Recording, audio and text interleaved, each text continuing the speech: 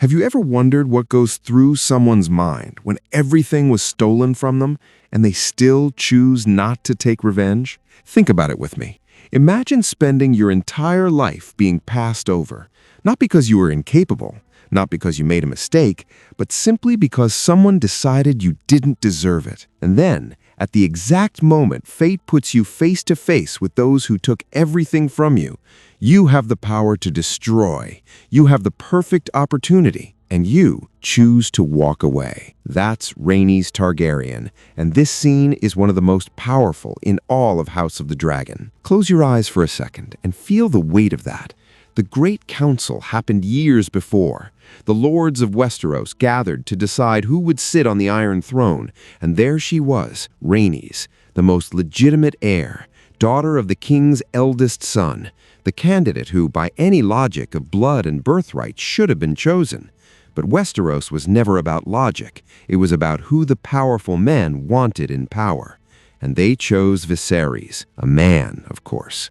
She became known as the Queen Who Never Was, a title that feels like an open wound. Now, fast forward, Viserys is dead, and without even waiting for his body to grow cold, Alicent and the Greens were already crowning Aegon II in a shadow ritual, away from the kingdom's eyes, with the urgency of people who know they're doing something wrong. The Dragonpit was packed, the ceremony was underway, and then suddenly, the ground shakes, stones explode upward, dust swallows everything, and rising from that chaos, larger than any fear, larger than any throne, Meleys, the Red Queen, erupts, roaring through the crowd.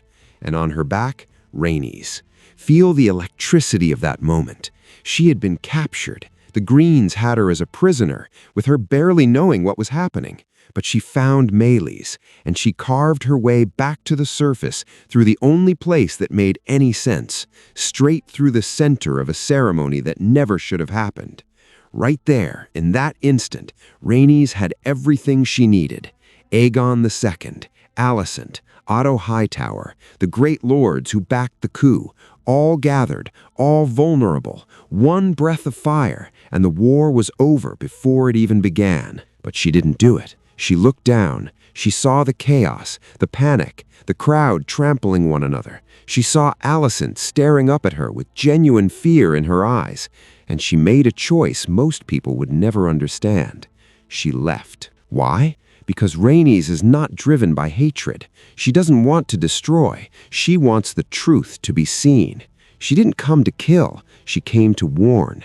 She came to say, without a single word, that they are not as safe as they believe, that the power they tried to smother still breathes, still burns. There's a brutal difference between acting out of rage and acting out of principle.